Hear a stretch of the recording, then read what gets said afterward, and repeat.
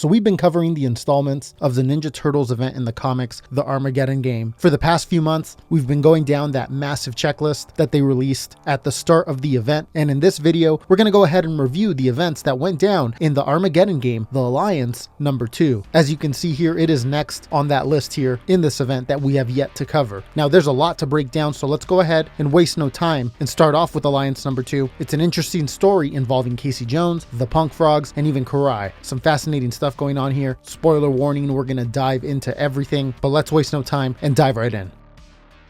So Alliance number 2 starts off with Casey Jones on a rooftop of a building eating a pizza all alone. He's on lookout on the human side of the city when all of a sudden a lost dog approaches him, which is a bit odd. What is a lost dog doing on top of this rooftop? Casey even says something to this effect, but nevertheless Casey shares his pizza with the dog. And as he does so, he begins to vent some of his thoughts on how Raph's been too busy for him lately and how they've kind of had a falling out. All of this happened leading up to this Armageddon Game event, by the way. Anyways, he says that they haven't really resolved it and that now he doesn't have anyone. No mom, no dad, no purple dragons, which he says he's split from, that they all turned anti-mutant, and that yeah, he's all alone now. He continues to talk to the dog when all of a sudden the dog starts barking. The dog runs off and jumps into a family's window, and it's the dog's family and everyone's happy to see it again. Casey looks on, happy for the little dude, when suddenly he gets a call from Donatello. Donatello is checking in on Casey and seeing if he has anything to report. Casey says it's been quiet, but that people in the city aren't happy with the turtles,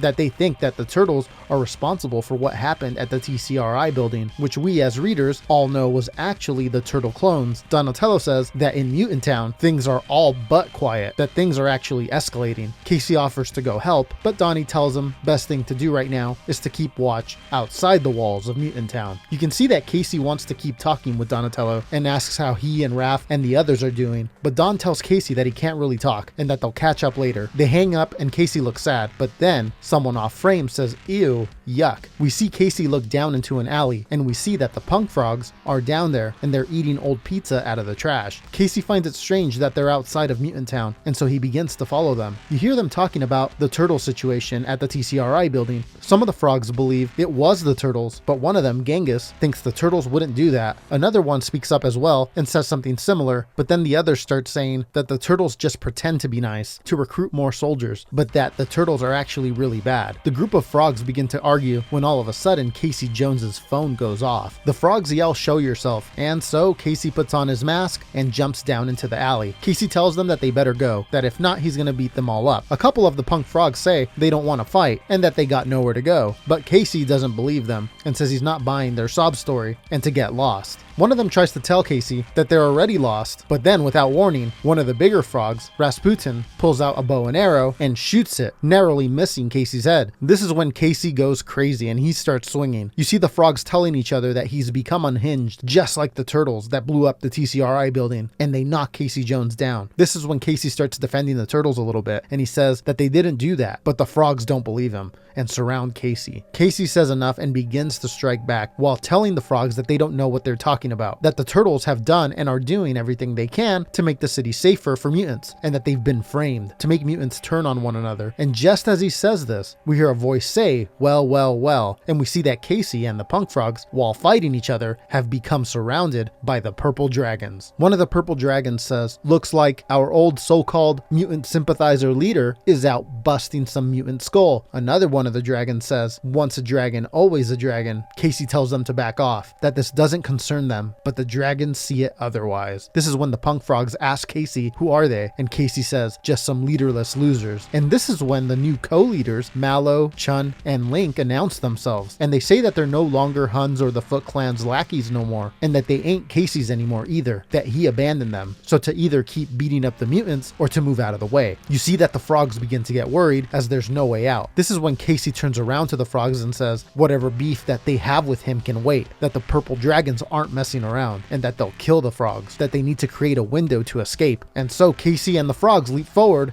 and begin to fight the purple dragons. A brawl breaks out, with Casey and the frogs fighting pretty good together. At the end of the fight, one of the leaders of the purple dragon, Mallow, gets in Casey's face and tells him to look at the freaks of nature that he's defending. That Casey's dad, Hun, would have never done that, and that they thought Casey was the same way because of the way that he ditched his broad after she mutated, who we all know as Jenica. Then he gets really personal with Casey. He tells Casey that she was a real piece of tail before she mutated into one of those green freaks. This causes Casey to snap, and he goes to town on the purple dragons, yelling at them as he wails on them, saying he never wanted to lead them and that he was just doing a favor for Splinter, who was a great man, making the best out of a bad situation, but that deep down he knew they could never be good, that they're nothing but a bunch of scumbags, and that they're not his responsibility to change anymore. Then we see that it's all over, Casey standing over them as they all lie there bloody and beaten. The frogs look on, and you hear one of them say, "Let's move." Shortly after, we see the frogs walking with Casey, celebrating their recent win. One of the frogs tells Casey that was a lot of heavy stuff Casey let out back there. Casey responds with, he's been through a lot lately. The frog tells Casey that if he ever needs to talk about it with anybody, that he'd be glad to listen. Casey says thanks as he parts ways. One of the other frogs tells Casey thanks, that they don't get help from anyone these days, to where Casey responds, "Us strays gotta stick together," a nice tie-in to the start of the book with the dog. Now at the end of the book, we see that Casey is at April O'Neil's place. They were the ones that were calling earlier, by the way, that gave up Casey's location to the frogs. Anyways, Casey's over there and he's helping them move some boxes. April's dad seems to have blown out his back, but you can tell Casey is happy to be with friends again. They have Casey move a box into an upstairs room where they have him open it. Inside is some hockey and sports gear that they're giving him. He asks them why they had him bring it upstairs, to where they say, since Casey's dad just passed away, they figured he might want a place that he can come back to from time to time, that it ain't the Ritz, but that if he ever needs a home-cooked meal or just a friendly face, that he could crash there. Casey hugs them and thanks them. April's dad tells him if he's hungry that they have a ton of leftovers. Casey says he's good, but that if they're willing to part ways with it, he does know somebody who may need it.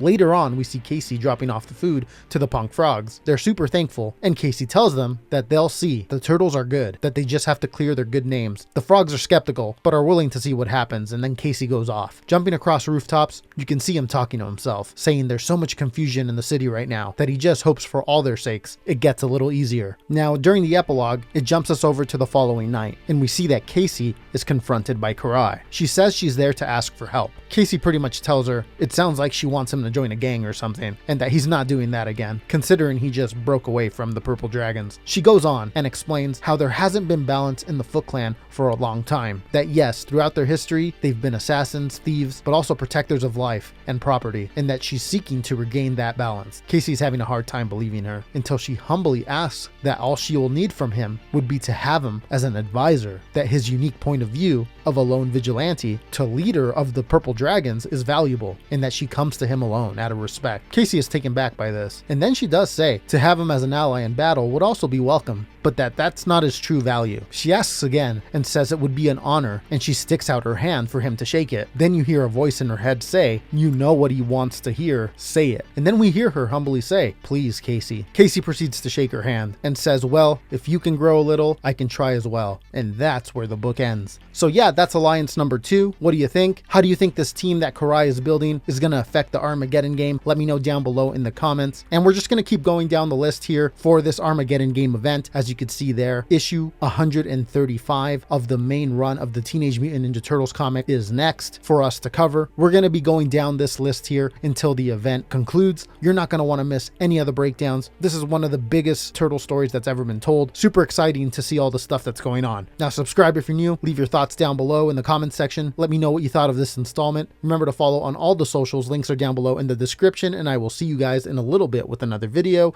Take care. Armed.